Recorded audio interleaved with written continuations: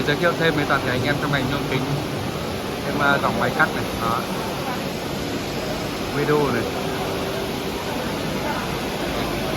chỉ biên, sắc nét,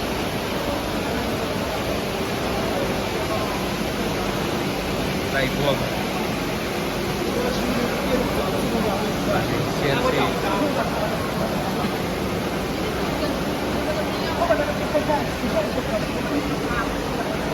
CNC.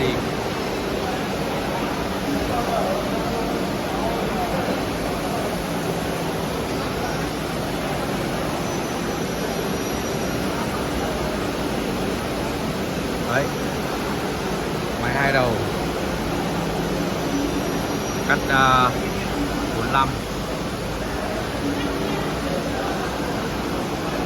Đây, còn đây là hệ thống điện quá đẳng cấp. Đấy.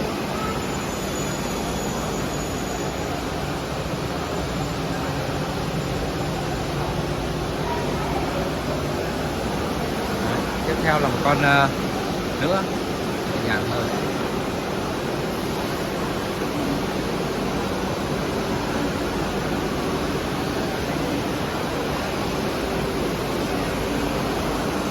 Này cũng dòng CNC.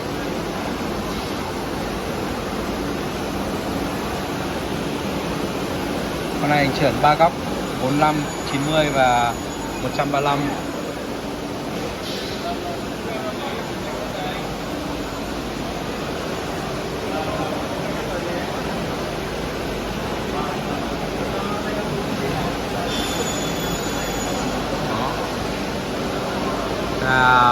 Anh em Vertex Machine đã có mặt tại Quảng Đông, Trung Quốc để tìm những sản phẩm như là con máy hiện đại nhất và ưu việt nhất để giới thiệu với anh em Việt Nam.